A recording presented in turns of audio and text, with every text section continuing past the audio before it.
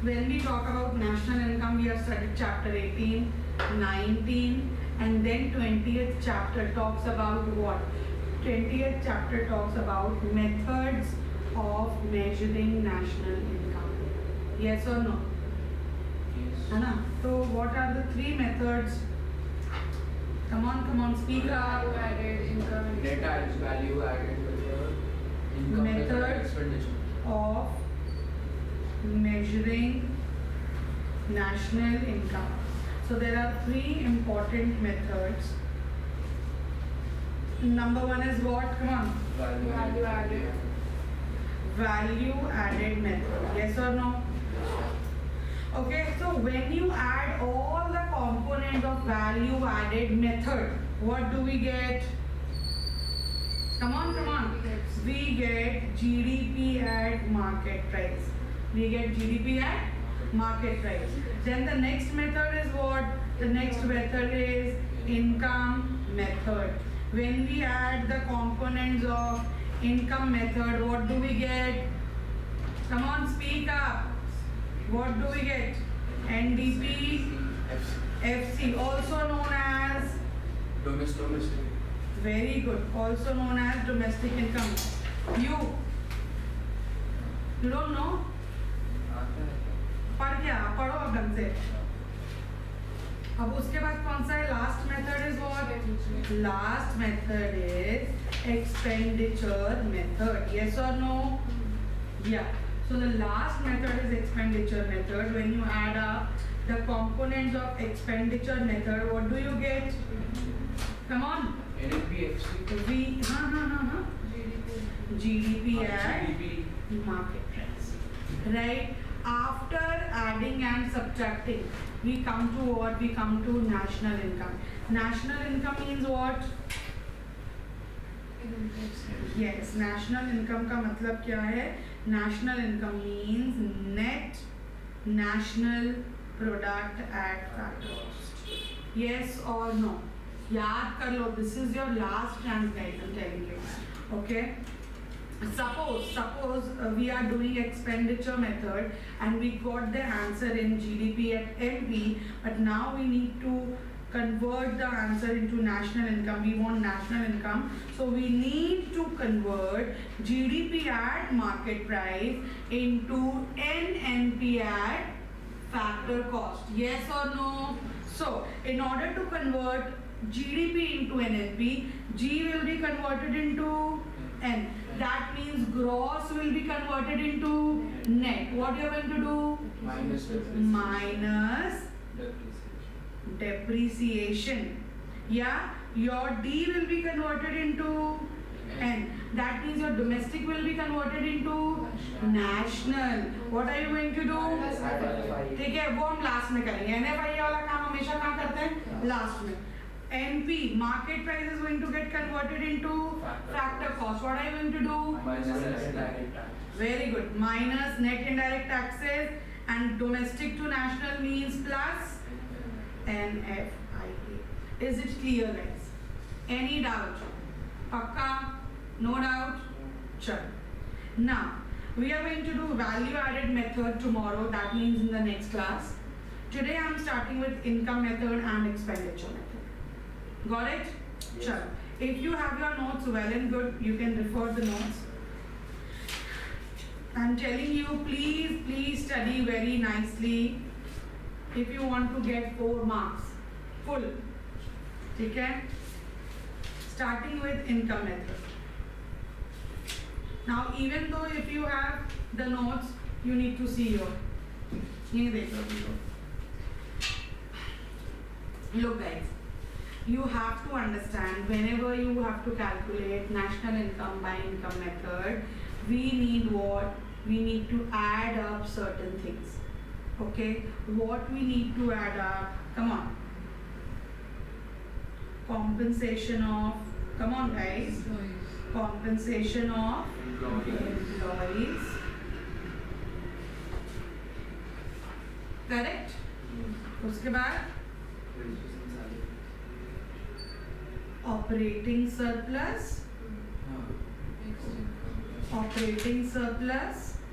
and what? Mixed income. and comes mixed income. Yes or no?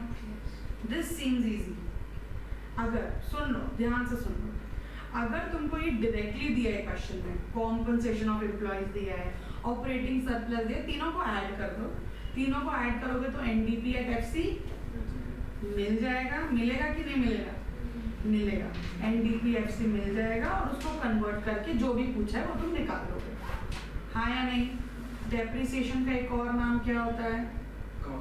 Consumption of fixed capital. मार खाओगे तुम?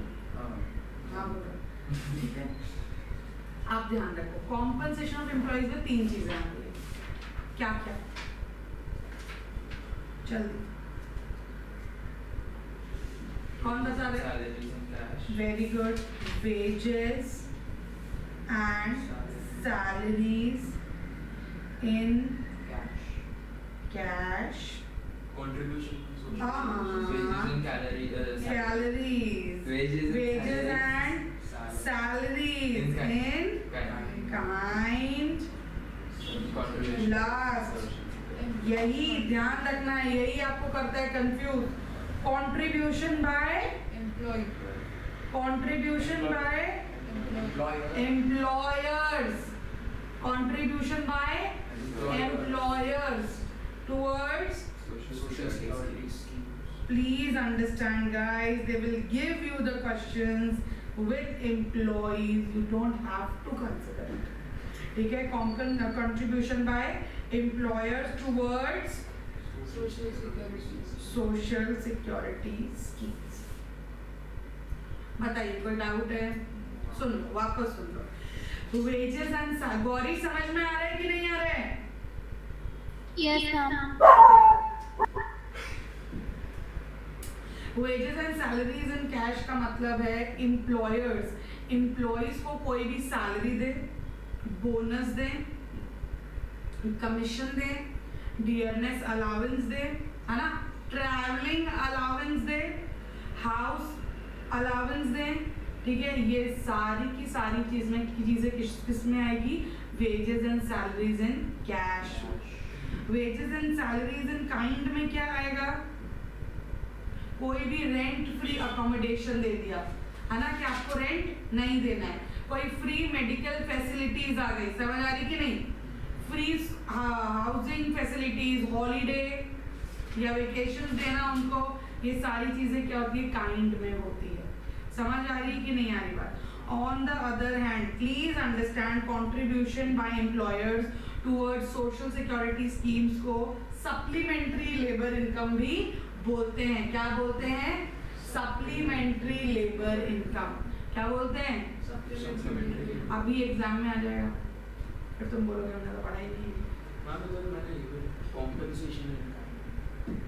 हाँ ठीक है, कहाँ लिखा है? हाँ लिखा ना, ठीक है ना, वही है, wages and salaries in cash और काइंड वाला ही है। इसको क्या बोलते हैं हम? एक बार सप्लीमेंट्री लेबर इनकम। समझ आ रही है कि नहीं आ रही है बात? अब सुन लो, ध्यान से सुन लो, एम्प्लॉयर ने आपके लिए, है ना, कोई भी प्रोविडेंट फंड में पैसा डाला है, समझ आ रही है? कोई भी रिटायरमेंट बेनिफिट आपको मिल रहा है ना, कोई भी वर्कमैन कॉम्पनसेशन रिजर्व पड़ा है ना अकाउंट्स में, उसमें पैसा डाला है ना, तो वो सब कहाँ आता है? Contribution towards SSS. लेकिन अगर एम्प्लॉय ने खुद कोई पैसा डाला है तो वो कंसिडर नहीं होता, याद कर लो। क्लियर है बात? अगेन वापस इनकम मेथड से जब भी हम कंपोनेंट को ऐड करते हैं तो क्या निकलता है? NDP FC. क्या क्या ऐड होता है ma'am? Compensation of employees, operating surplus plus mixed income. Compensation of employees में क्या आता है?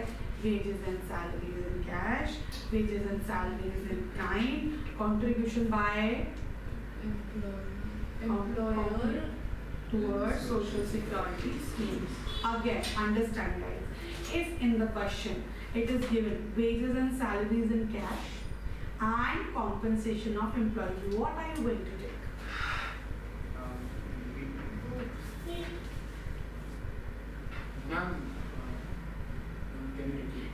the question, wages and salaries and cash is given and compensation of employees is given. What are you going to take? Compensation of employees. Compensation of employees. क्या है तुम्हारे दिमाग में, क्या है हमको ये बताओ? क्यों लेंगे दोनों? हाँ? जब compensation of employees है तो of course सब included ही होता है ना उसमें तो. Compensation of employees अगर दिया हुआ है तो compensation of employees में कितनी चीजें आती है? ये तीनों आता है ना उसमें, हाँ या नहीं? तो तीनों आता है और अलग से एक दिया है तो फिर लोगे क्या उसको? तो फिर सिर्फ क्या लोगे? compensation of employees. क्लियर है या नहीं है बात? मान लो wages and salaries and cash भी दिया है, contribution by employer भी दिया है और compensation of employees भी दिया है, तो क्या लोगे? compensation of employees. ठीक है? अगर उसके components दिए हैं तो components को नहीं लेना है. अगर compensation of employees दिया ही नहीं है, मतलब COE अगर आपको दिया ही नहीं है और ये तीनों दिए हैं तो ऑफ कोर्स इन तीनों को ऐड करना है. समझ आ रही कि नहीं आ रही बात? कोई डाउट है? पक्का?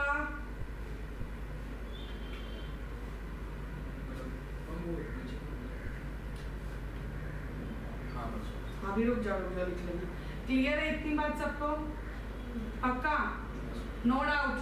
अगर क्वेश्चन में हुई गलती तो बताती हूँ तुम लोग को. चलो आ जाओ ऑपरेटिंग सरप्लस में आओ. Very important operating surplus guys. छोड़ दो, अभी लिखने का टाइम मिल जाएगा बेटा. समझ लो, बस अच्छे से समझ लो.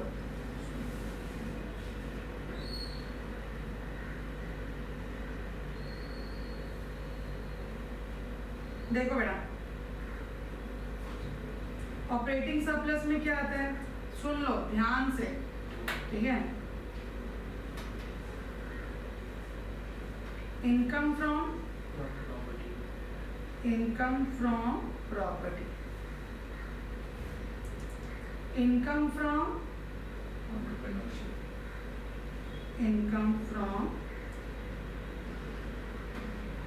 एंटरप्रेन्योरशिप.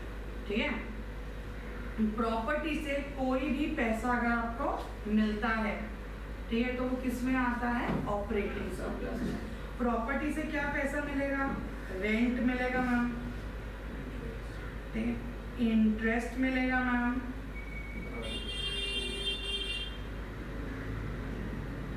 और क्या मिलेगी एक चीज? Royalty. Rent, interest plus royalty gives you what? Income from? Any doubt? Income from entrepreneurship में basically एक ही चीज आती है जो कि क्या है? Profit. लेकिन प्रॉफिट के पार्ट्स होते हैं. क्या? देखो सुनो, इनकम फ्रॉम एंटरप्रेन्योरशिप से क्या मिलेगी? देखो, अनडिस्ट्रीब्यूटेड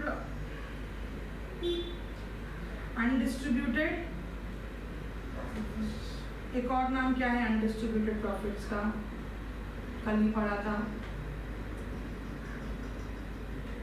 रिटेन्ड अर्निंग्स. क्या बोलते हैं? Retained earnings. अनडिस्ट्रीब्यूटेड प्रॉफिट मतलब रिटेन्ड अर्निंग्स, ऐसा पैसा जो फर्म कंपनी साइड रख देती है फॉर एनी फर्दर और फ्यूचर एक्सपेंशन और एक्सपेंसेस. क्या गुंजन? ठीक है?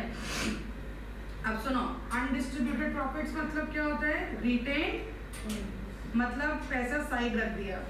एक बात बताओ, ये जो पैसा साइड रख रहे हो वो प्रॉफिट में से रखोगे ना, कि कहाँ से रखोगे? ठीक. दूसरा कंपोनेंट कॉर्पोरेट टैक्स. क्या? कॉर्पोरेट टैक्स पे करोगे या नहीं करोगे? करेंगे. एक और क्या? डिविडेंड्स. ये तीनों मिला के, क्या बोल रही हूँ मैं? ये तीनों मिला के क्या बनाते हैं? नहीं, एक और, ये तीनों मिला के क्या बनाते हैं? ये तीनों मिला के बनाते हैं प्रॉफिट्स। बताओ समझ आ रहा है कि नहीं भाई? मैम क्वेश्चन में ये तीनों दिए और सिर्फ प्रॉफिट्स के बात कर रहे हैं। प्रॉफिट्स अनडिस्ट्रीब्यूटेड प्रॉफिट का तो वो अलग है। वो तो अलग है। अनडिस्ट्रीब्यूटेड प्रॉफिट का मतलब रिटेन अर्निंग्स, समझ रहे हो कि नहीं? इसलिए मैं तुमको दोनों नाम बार बार बता रही हूँ। ये देखो इन तीनों को मिला के क्या बनता है? कोई डाउट? तो सुनो, तो क्या हम ये लिख सकते हैं क्या? इधर देखो कि OS is equals to rent plus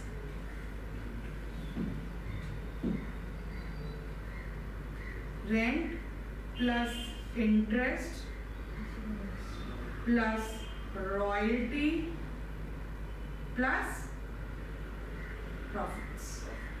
हाँ या नहीं? Yes. बताओ किसी को डाउट है? Come on speak up. Profit के कितने पार्ट? 3 पार्ट। कौन कौन से? Retained earnings, dividends and corporate tax, क्योंकि हम प्रॉफिट से ही ये तीनों चीजों को पे करते हैं। कोई डाउट? पक्का? चलो वापस ऑपरेटिंग सरप्लस में क्या क्या आएगा? Rent, interest, royalty, undistributed profits, corporate tax, dividends. कोई डाउट? पक्का? आगे बढ़ सकते हैं? चलो लास्ट क्या आता है? लास्ट आता है मिक्स्ड इनकम। मिक्स्ड इनकम मतलब इनकम ऑफ अनइनकॉर्पोरेटेड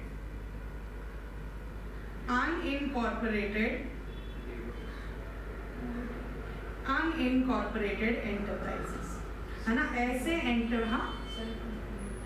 ऐसे लोग जिनकी कोई बड़ी कॉर्पोरेशन कंपनी नहीं है, वो लोग क्या होते हैं? सेल्फ एम्प्लॉयड होते हैं। छोटी छोटी income of the shopkeepers, cobblers, carpenters, sole proprietorship, transportation, communication, ये सब की इनकम कहाँ आती है?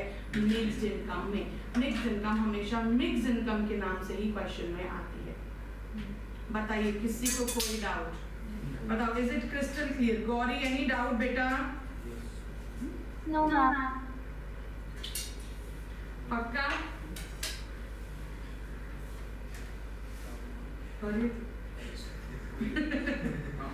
मैं भूल गया मैं गौरी हूँ कि नहीं। चल समझ आ गई बात? पक्का? किसी को डाउट नहीं है इसमें? पक्का?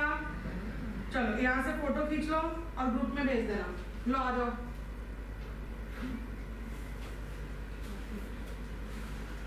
तुम ही भेज देना तुरंत। तुम लोग लिख लिए क्या ये? इसके नोट्स है। मतलब ये तो एक समरी है ना? ये काफी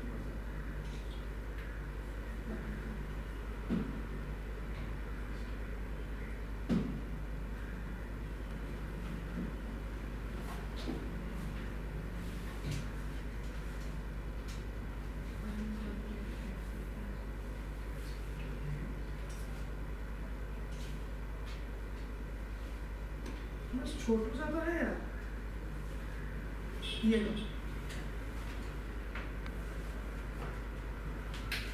डन गाइस? पक्का? किसी को कोई डाउट नहीं है? बढ़ सकते हैं आगे? Sure? Okay. Coming to expenditure method. Expenditure method ही मैं तुमको बता रही हूँ, उसके बाद हम दोनों के क्वेश्चन सॉल्व करेंगे। दोनों के सिर्फ 3 क्वेश्चन सॉल्व करने हैं। बिल्कुल सही, 1 शॉट में आंसर आना चाहिए। ठीक है, shall we start? Okay.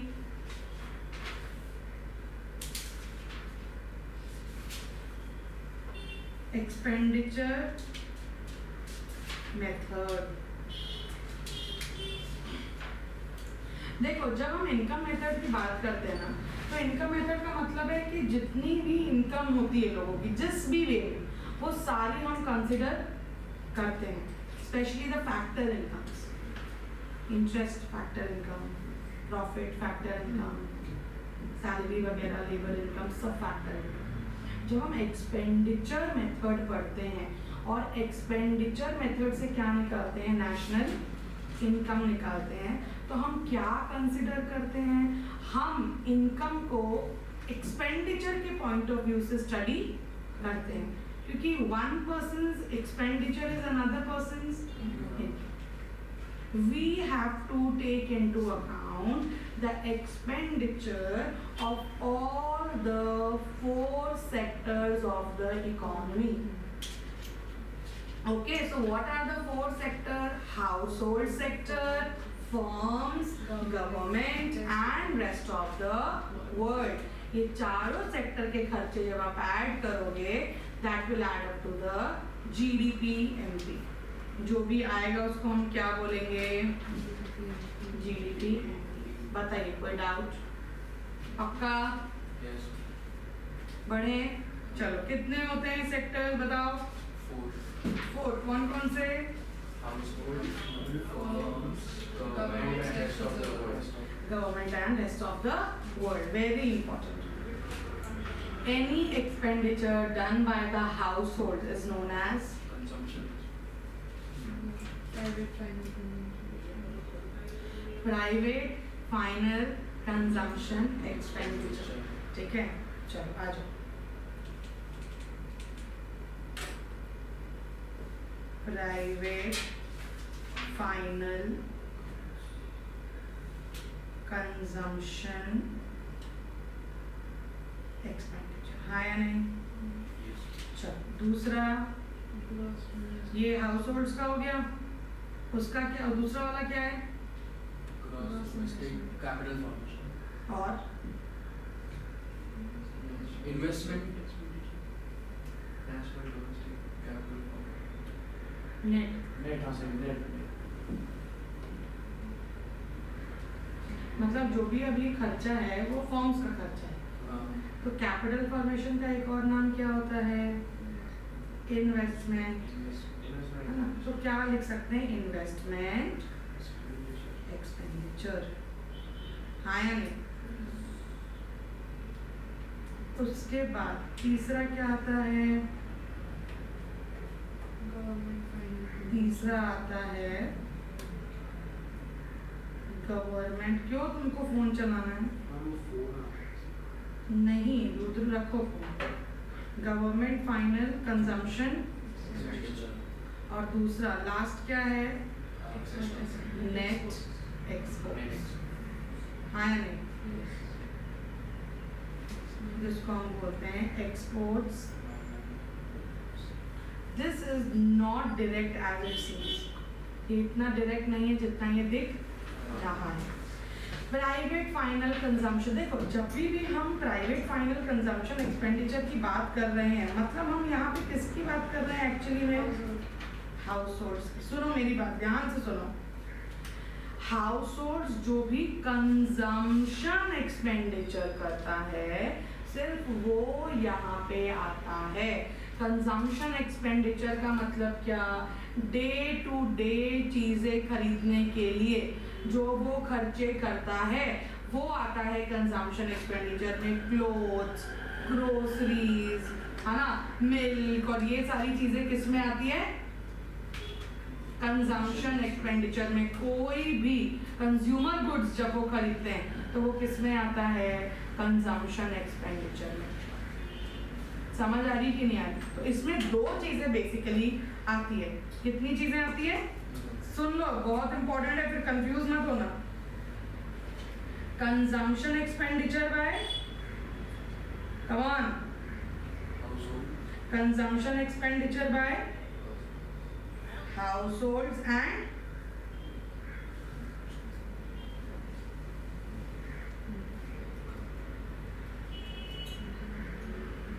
देख लो भाई, expenditure by non profit, expenditure by non profit organisation serving household. Government का क्यों आएगा भाई कुछ भी? ठीक है, कोई भी ऐसी नॉन प्रॉफिट ऑर्गेनाइजेशन जो हाउस होल्ड को सर्व करती है, डॉक्टर्स, टीचर्स, ठीक है, ये सब कहाँ आते हैं? यहाँ पे आते हैं इनके एक्सपेंडिचर. नॉन सर्विसेज होती है ना एक्चुअली। अब हम तो ये नहीं बोल सकते हैं प्रॉफिट के लिए तुमको पढ़ाती हूँ, है ना, सर्विस मोटिव है ना भाई हमारा तो, ठीक है। तो कोई भी consumption expenditure bye house hold और कोई भी expenditure by non profit institution that serves house hold, दोनों को जब ऐड करोगे ना तब क्या आएगा, सी। क्या आएगा, सी, प्राइवेट फाइनल कंजम्पशन एक्सपेंडिचर। जल्दी बताओ, किसी को डाउट है? पक्का? होना भी नहीं चाहिए इसमें डाउट अब, बिल्कुल। अभी मैं इन्वेस्टमेंट एक्सपेंडिचर लास्ट में समझा रही हूँ। अब तीसरा क्या आता है, गवर्नमेंट फाइनल कंजम्पशन एक्सपेंडिचर। तो गवर्नमेंट का एक्सपेंडिचर भी बेसिकली दो टाइप का होता है, ठीक है, करंट एक्सपेंडिचर और कैपिटल एक्सपेंडिचर। मतलब ऑफ कोर्स गवर्नमेंट भी डे टू डे गुड्स और सर्विसेज खरीदती है कि नहीं खरीदती, खरीदती है। इन्वेस्टमेंट करती है या नहीं करती, करती है। अब मान लो रोड, डैम, ब्रिजेस, डिफेंस, ये सब में खर्चा करती है या नहीं करती, करती है। लॉ एंड ऑर्डर मेंटेन करने के लिए खर्चा करती है या नहीं करती, पेंशन्स वगैरह देने के लिए खर्चा करती है या नहीं करती, करती है। ये सारा का सारा कहाँ आएगा, गवर्नमेंट फाइनल कंजम्पशन एक्सपेंडिचर में। क्लियर है?